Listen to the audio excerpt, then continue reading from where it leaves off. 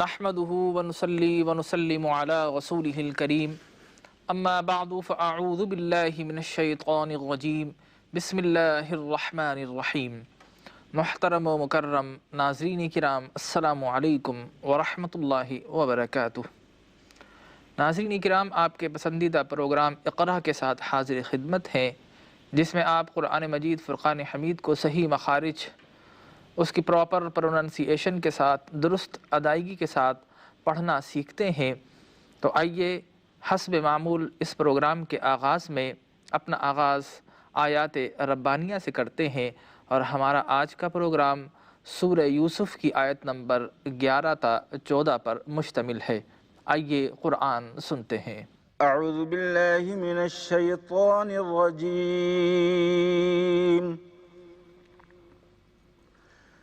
بسم اللہ الرحمن الرحیم۔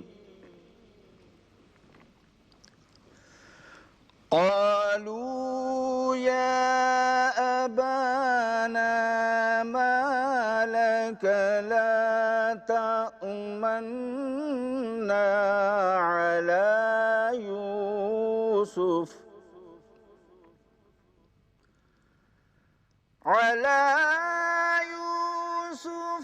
وإنا له لناصحون۔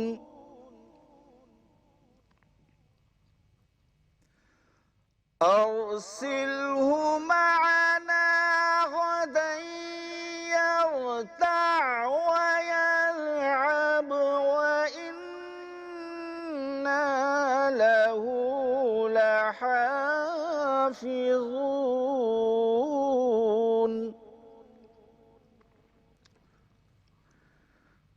قال إني ليحزنني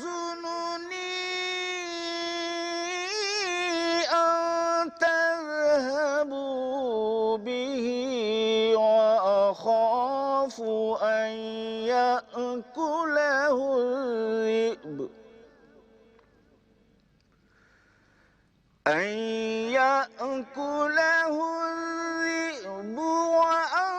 وأنتم عنه غافلون۔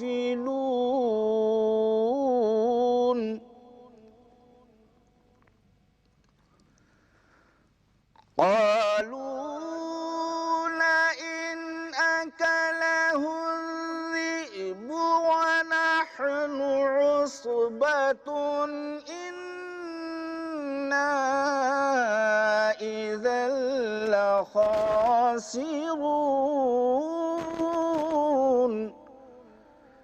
صدق اللہ العظیم۔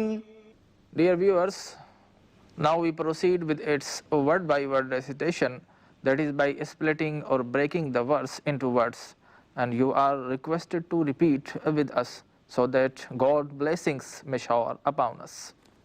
قالوا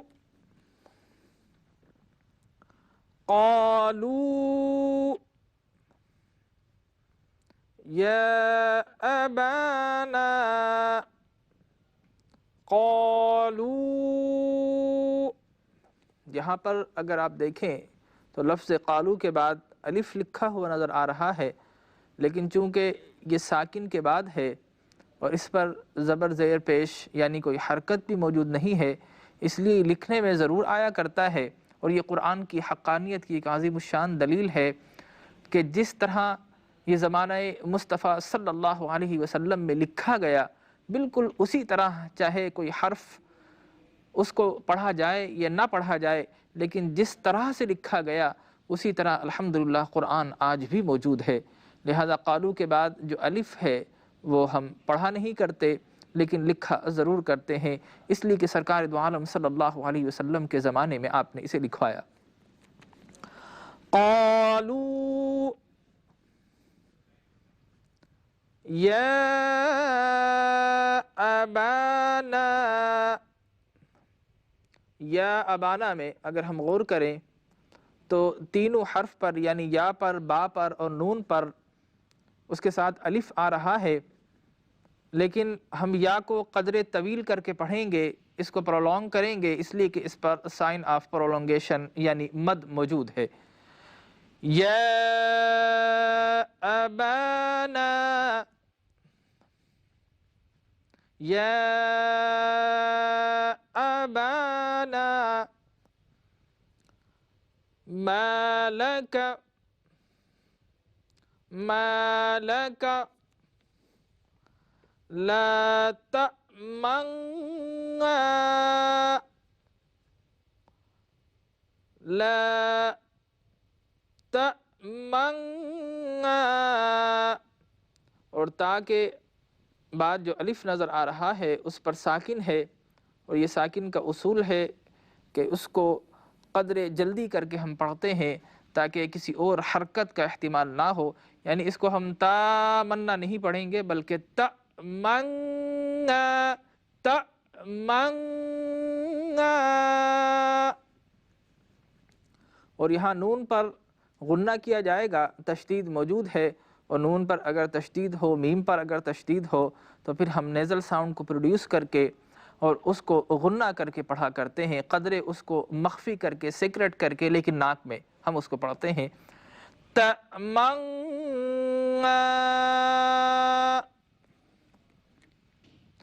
عَلَى يُوسُفَ، عَلَى يُوسُفَ وَإِنَّا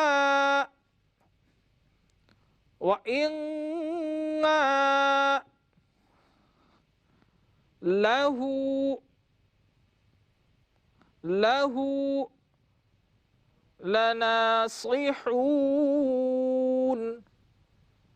لَنَاصِحُونَ،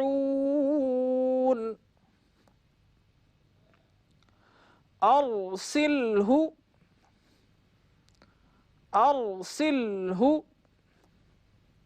یہاں پر ار اور سل دونوں لفظوں پر ساکن موجود ہے، اس لیے ساکن کو ہم اس کی مقدار کے مطابق فوراً ایک لفظ کو دوسرے لفظ سے ملا دیا کرتے ہیں۔ ارسلہ، ارسلہ معنا، معنا غدا یرتع، غدا یرتع، یہاں پر بھی آپ دیکھیں لفظ غدن کے بعد الف ہے اور اس کے بعد یا تشدید ہے، مشدد ہے۔ اگر ہم غدا پہ وقف کرتے ہیں تو عام طور پر الف پڑھا جاتا ہے، لیکن چونکہ یہاں پر کوئی وقف نہیں ہے، کوئی سٹاپ نہیں ہے، اس لیے دال کو یا میں فوراً مدغم اور مرچ کرتے ہوئے ہم پڑھتے ہیں۔ غدا یرتع، غدا یرتع، وَيَلْعَبْ، وَيَلْعَبْ، وَيَلْعَبْ، وَإِنَّا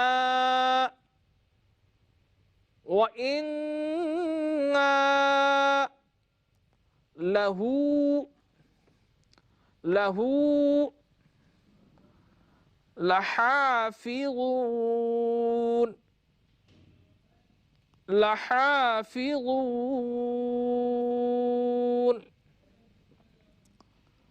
قَالَ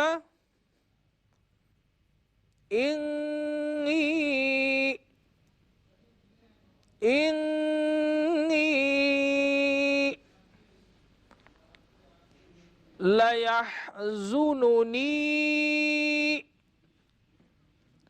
لَيَحْزُنُنِي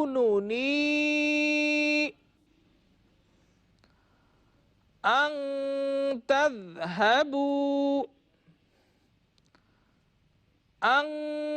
تذهبوا به،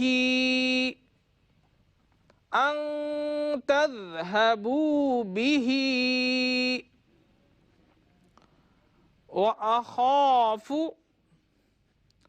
وأخاف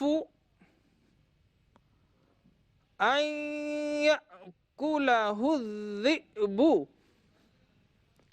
أن يأكله الذئب.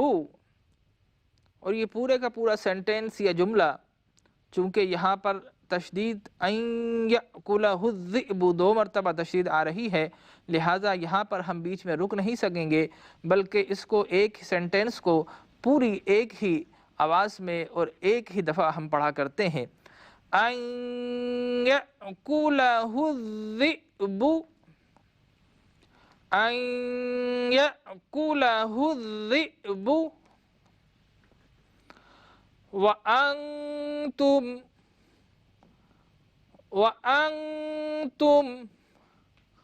عنه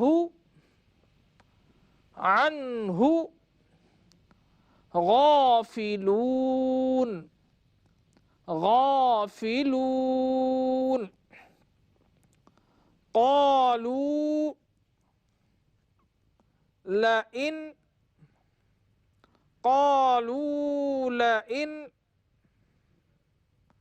أكله الذئب ونحن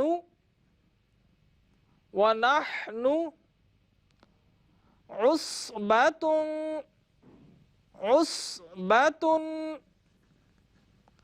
إنا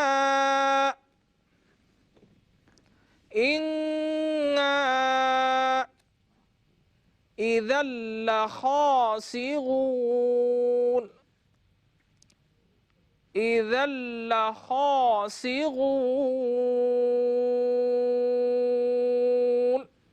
اور ناظرین کرام، پروگرام کے تیسرے مرحلے میں آئیے اب ہم رومن اسکرپٹ آپ کے سامنے آپ کی اسکرین پر نمایاں ہوگا، اور یہ ان لوگوں کے لیے ہے جو عربک الفابیٹ سے قدر ناشناس ہیں اور انگلش کو بہتر طور پر پڑھ سکتے ہیں، تو ہم نے ان کی سہولت کے لیے رومن اسکرپٹ میں رومنائز کر کے اسکرین پر پیش کریں گے، اس کو پڑھتے ہیں، آپ ہمارے ساتھ دہرائیے. اللہ تبارک و تعالی آپ کو صحیح قرآن پڑھنے کی توفیق عطا فرمائے.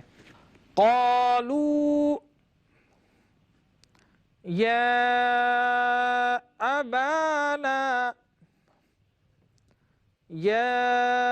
ابانا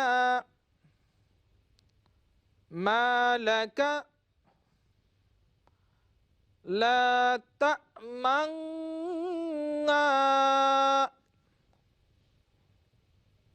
على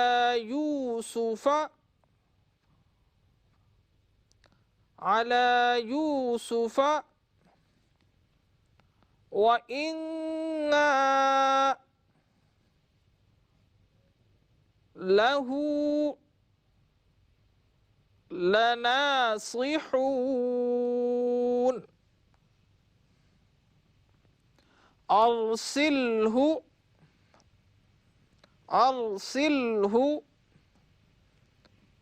معنا غدا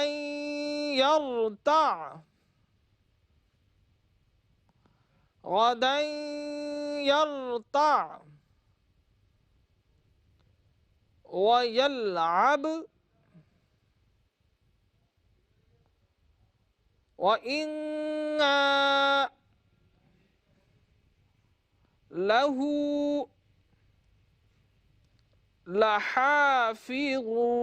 لحافظون.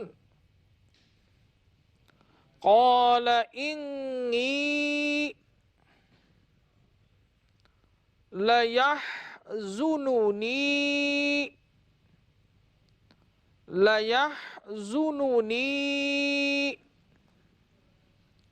أن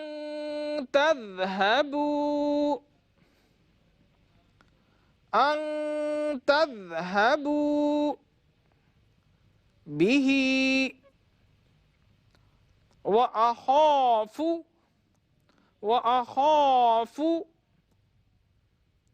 أن يأكله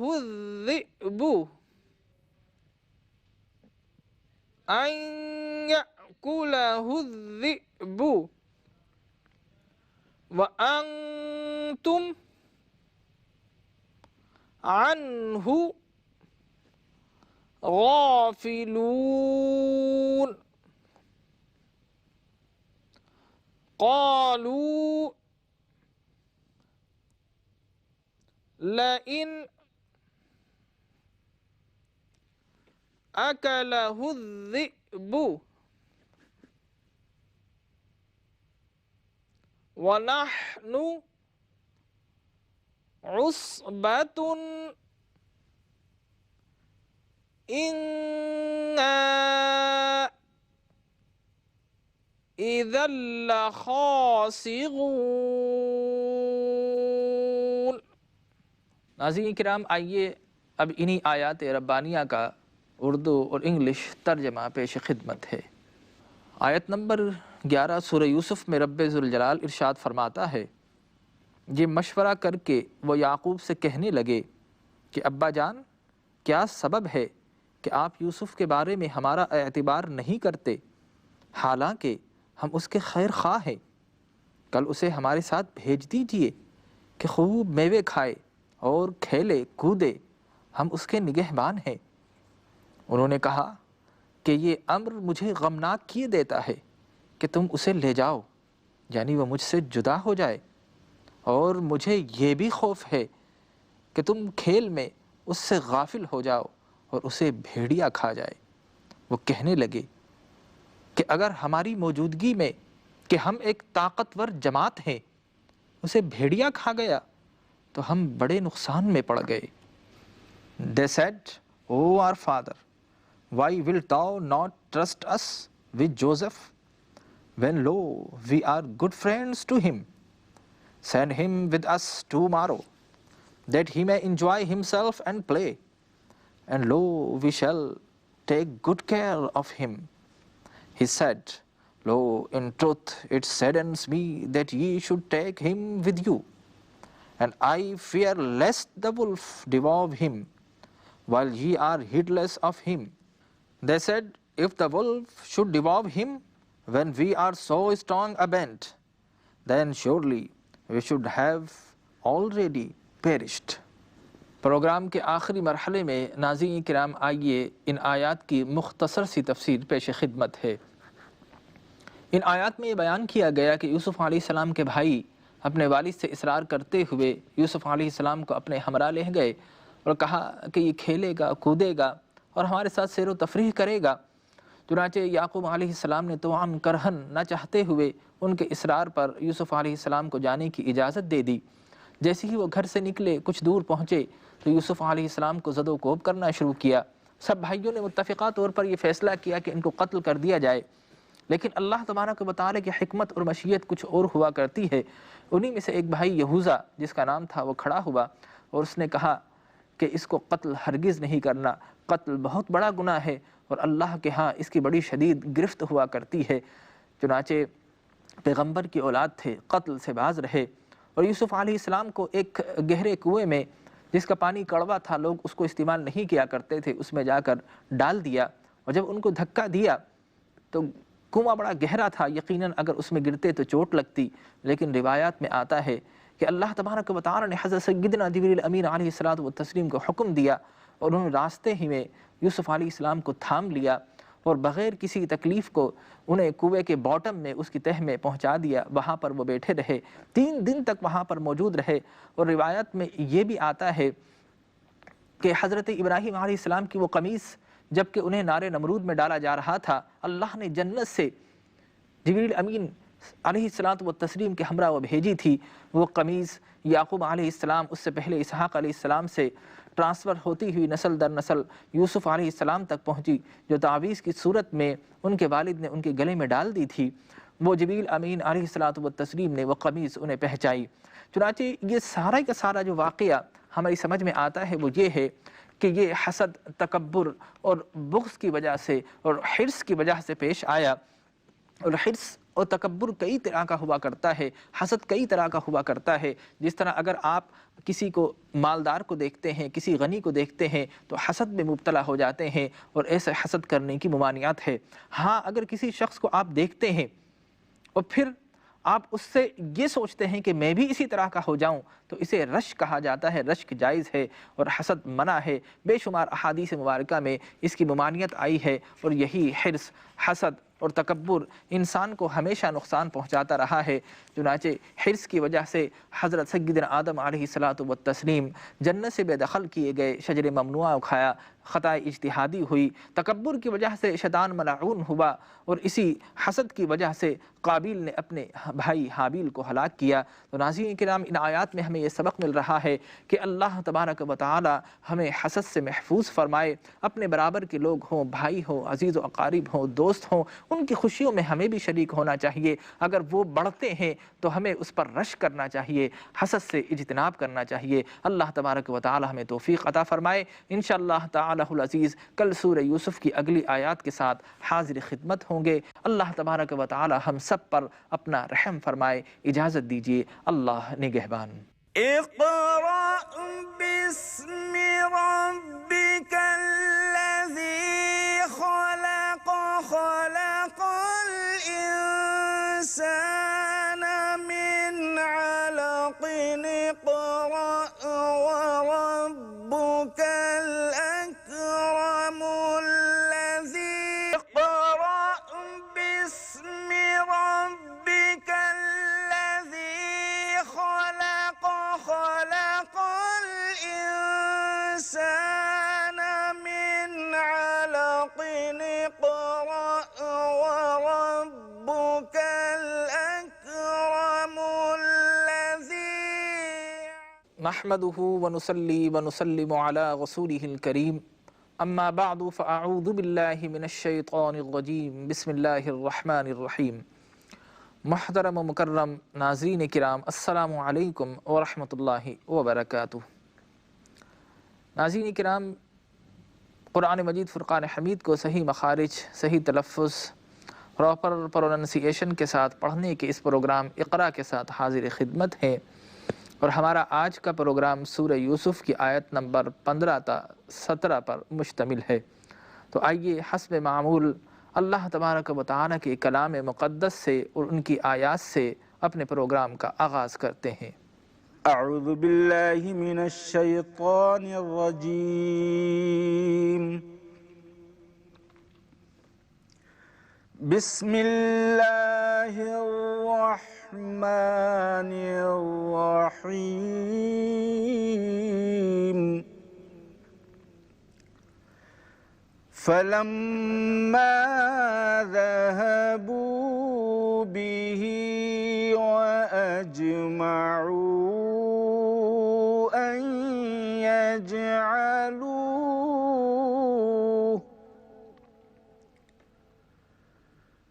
أن يجعلوه في غيابة الجب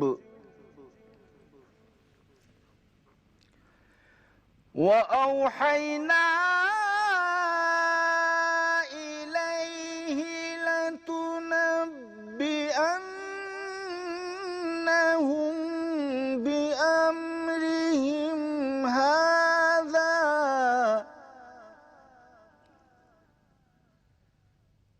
بأمرهم هذا وهم لا يشعرون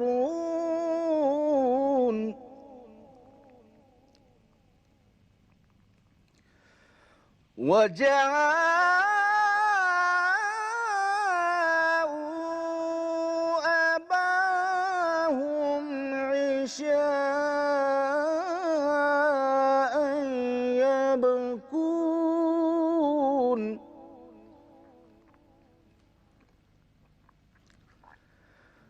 قالوا يا أبانا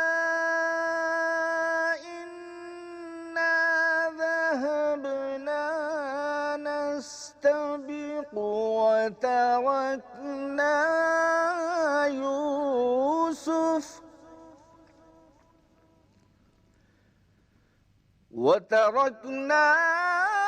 يوسف عند متاعنا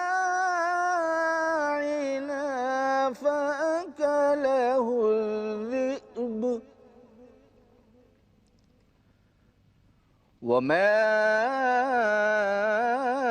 أنت بمؤمن لنا ولو كنا صادقين صدق الله العظيم۔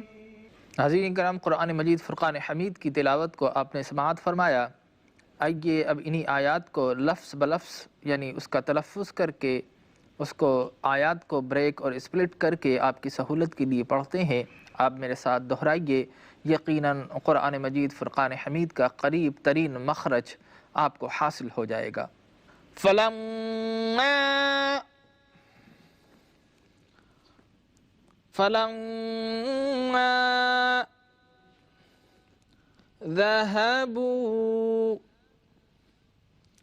ذَهَبُوا بِهِ، اب یہاں پر لفظ ذَهَبُوا آپ دیکھیں تو با اور وا کے بعد واو پر چونکہ ساکن ہے، اس کے بعد لفظ الف نظر آ رہا ہے۔ یہ لکھا تو جاتا ہے لیکن اس کو پڑھا نہیں جاتا، یہ سائلنٹ ہوا کرتا ہے۔ جس طرح انگلش میں بعض لفظ لکھے تو جاتے ہیں لیکن ان کو پڑھا نہیں جاتا، وہ سائلنٹ ہوا کرتے ہیں۔ یہاں پر بھی چونکہ اس پر کوئی حرکت موجود نہیں ہے اور اس سے پہلے ساکن ہے، اس لیے اس کو کلام میں پڑھتے ہوئے ہم شامل نہیں کرتے۔ فَلَمَّا ذَهَبُوا بِهِ وَأَجْمَعُوا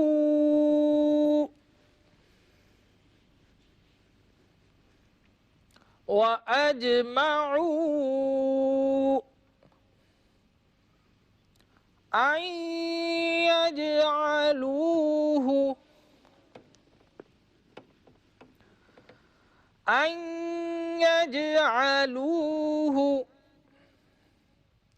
فِي غَيَابَتِ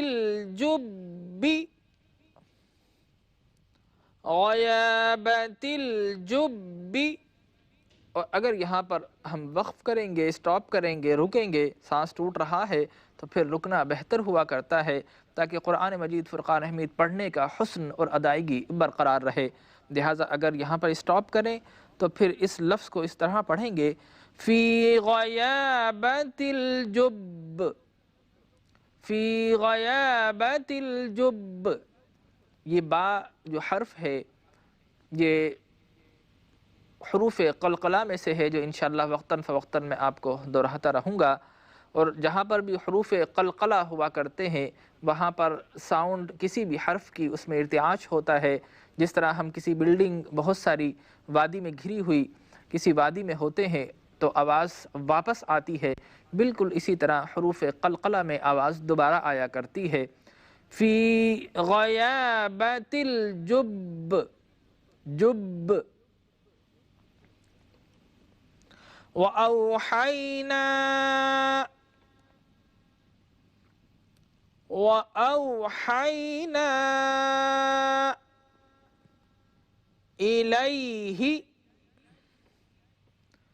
إِلَيْهِ لَتُنَبِّئَنَّهُم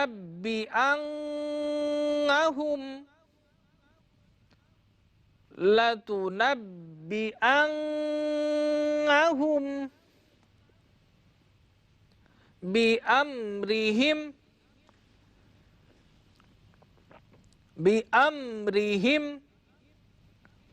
هَذَا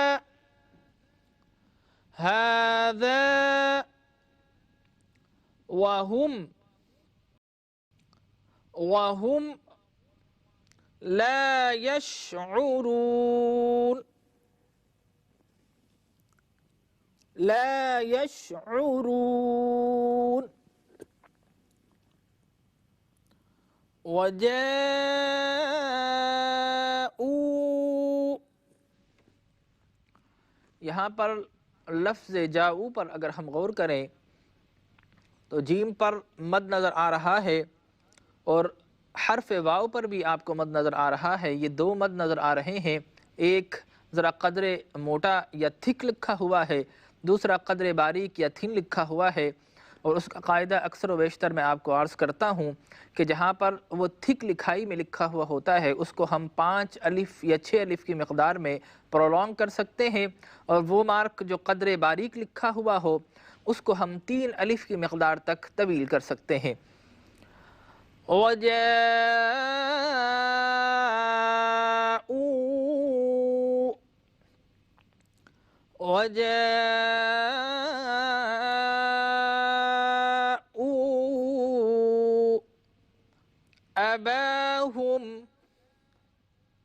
أَبَاهُمْ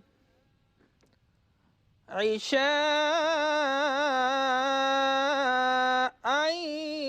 يَبْكُونَ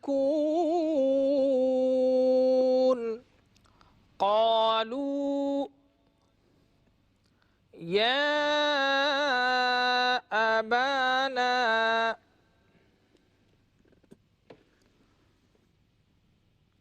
قالوا يا أبانا إنا ذهبنا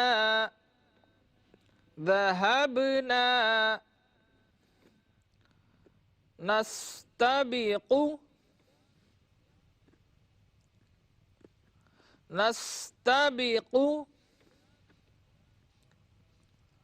وتركنا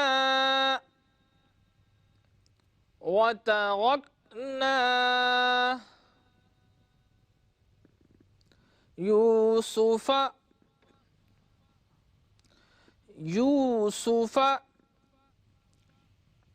عند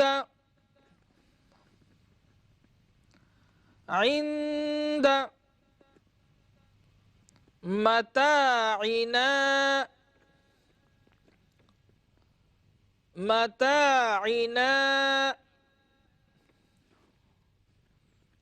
فأكله الذئب۔ اگر یہاں پر ہم ملا کر اور کنٹینیو کریں گے تو پھر با کی حرکت کو پڑھیں گے جو کہ پیش ہے، فَأَكَلَهُ الذِّئْبُ اور اگر سانس ٹوٹ رہا ہو تو پھر وقف کرنا یعنی سٹاپ کرنا بہتر ہے، اور پھر اس طرح پڑھتے ہیں فَأَكَلَهُ الذِّئْبُ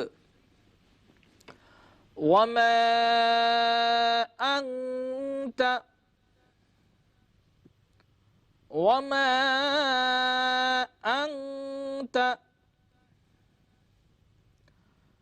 بِمُؤْمِنٍ لَنَا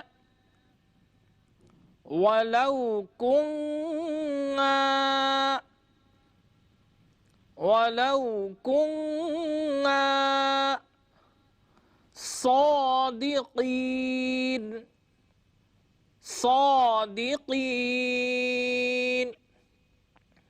یہ تو ہم توڑ کر پڑھ رہے ہیں، اور اگر ایک ساتھ پڑھیں تو پھر اس طرح پڑھتے ہیں وَمَا أَنْتَ بِمُؤْمِنٍ لَنَا وَلَوْ كُنَّا صادقین۔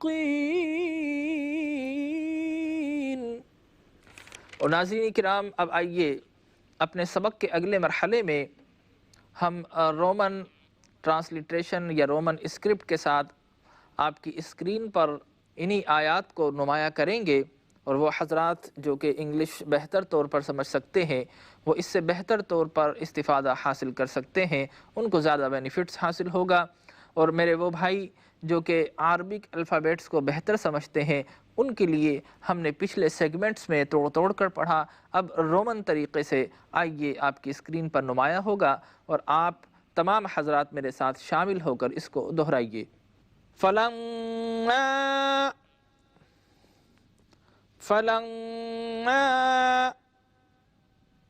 ذَهَبُوا ذهبوا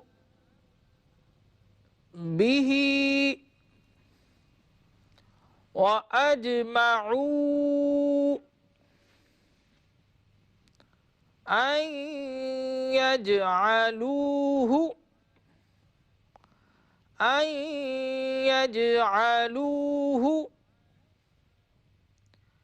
في غيابة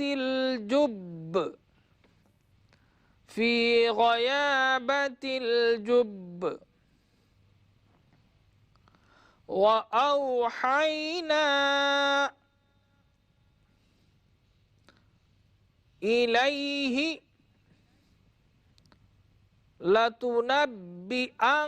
لتنبئنهم بأمرهم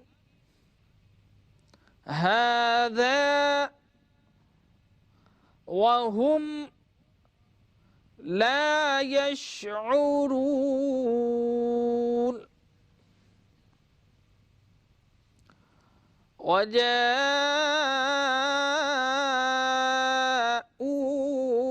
وجاءوا أباهم عشاء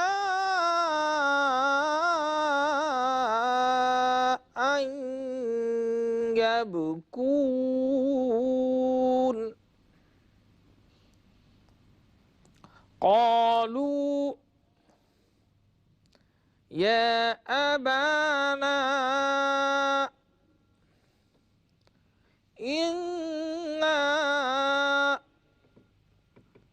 ذهبنا نستبق وتركنا يوسف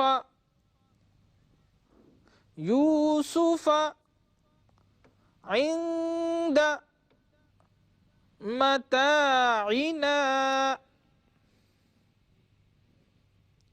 فأكله الذئب وما أنت بمؤمن لنا ولو كنا صادقين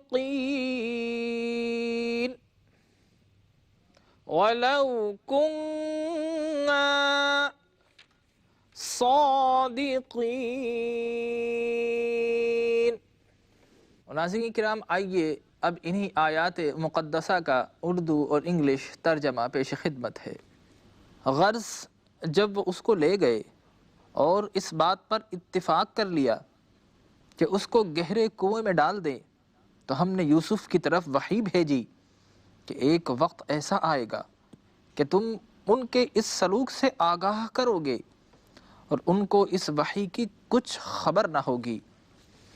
یہ حرکت کر کے وہ رات کے وقت باپ کے پاس روتے ہوئے آئے اور کہنے لگے کہ ابا جان، ہم تو دوڑنے اور ایک دوسرے سے آگے نکلنے میں مصروف ہو گئے اور یوسف کو اپنے اسباب کے پاس چھوڑ گئے تو اسے بھیڑیا کھا گیا، اور آپ ہماری بات کو گو ہم سچ ہی کہتے ہوں باور نہیں کریں گے۔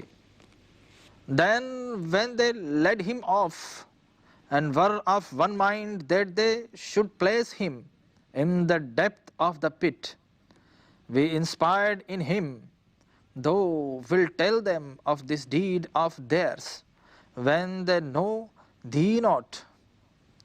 And they came weeping to their father in the evening, saying, O our father, we went racing one with another, and left Joseph by our things, and the wolf devoured him. And thou believeth not our sayings, even when we speak the truth. ناظرین کرام، اپنے سبق کے آخری مرحلے میں ہم انہی آیات ربانیہ کی مختصر سی سمرائز کر کے تفسیر آپ کی خدمت میں بیان کرتے ہیں۔ ان آیات میں اللہ تبارک و تعالیٰ فرماتا ہے کہ جب یوسف علیہ السلام کو گہرے کنویں میں ڈال دیا گیا تو پھر رب ذوالجلال نے ان کی طرف وحی بھیجی طمانینت قلب کے لیے، اور یہ ہمیشہ سے اللہ تبارک و تعالیٰ کی سنت مبارکہ رہی ہے کہ جب بھی اس کے نیک بندے کسی امتحان میں مبتلا ہوتے ہیں تو پھر ان کے دلوں کو تقویت عطا فرماتا ہے۔